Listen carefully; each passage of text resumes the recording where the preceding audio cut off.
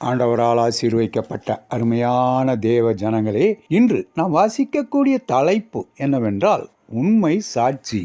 இயேசு அவர்களுக்கு பிரதியுத்தரமாக, என்னை குறித்து நானே சாட்சி கொடுத்தாலும் என் சாட்சி உண்மையாய் இருக்கிறது என்றார். யோவான் 8வது அதிகாரம் 14வது வசனம். வாலிபன் ஒருவன் மது அருந்திவிட்டு போதையில் கார் ஓட்டிய போது மோசமான விபத்தை ஏற்படுத்தியதாக குற்றம் சாட்டப்பட்டிருந்தான். அவனை விசாரணையில் நான் குற்றமற்றவன் என்று பதில் கூறினான். குற்றம் சாட்டப்பட்டவனின் வக்கீல் அவனது நண்பனை சாட்சி கூறும்படி அங்கே அழைத்தார். விசாரணை கூண்டில் ஏற்றப்பட்ட நண்பன், நான் விபத்தை நேரில் பார்த்தேன், குற்றம் சாட்டும்படிக்கு எதையும் என் நண்பன் செய்யவில்லை என்று கேட்ட கேள்விக்கு பதில் கூறினான். குற்றம் சாட்டப்பட்டவனின் நண்பனை அரசு வக்கீல் குறுக்கு விசாரணை செய்தார். அரசு வக்கீல் குறுக்கு விசாரணை செய்யும் பொழுது அவனது சாட்சியில் சந்தேகம் இருப்பதாக ஆதாரத்துடன் விளக்கினார்.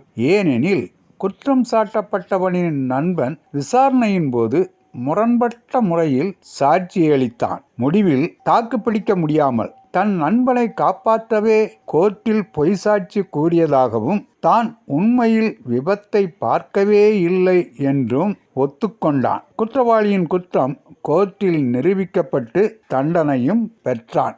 எப்பொழுதும் என்றும் உண்மை சாட்சி பகருபவர் ஒருவர் உண்டு என்றால் அவர்தான் கர்த்தராகிய இயேசு கிறிஸ்து ஆவார். அவர் தன்னை குறித்து முரண்பாடான சாட்சி கூறியது இல்லை. அவர் பூமிக்கு வந்தபோது பிதாவை குறித்து உண்மையான துல்லியமான சாட்சி பகிர்ந்தார். தேவன் எப்படிப்பட்டவர் என்பதை உலகிற்கு காண்பித்தார் இயேசு. அவர் எதை போதித்தாரோ அதையே தம் வாழ்வில் செயல்படுத்தினார். பிதாவின் சத்தியத்திற்கு ஏற்றதாக இயேசுவின் வாழ்க்கை ஒரு சாட்சியாக அமைந்தது. யோவான் அப்போஸ்தலன் வெளிப்படுத்தல் 3வது அதிகாரம் 14வது வசனத்தில் உண்மையும் சத்தியமுள்ள சாட்சி என்று இயேசுவை குறித்து சாட்சி பகிர்கின்றார். யூதர்களிடம் இயேசு பேசின போது, என்னை குறித்து நானே சாட்சி கொடுத்தாலும் என் சாட்சி உண்மையாய் இருக்கிறது.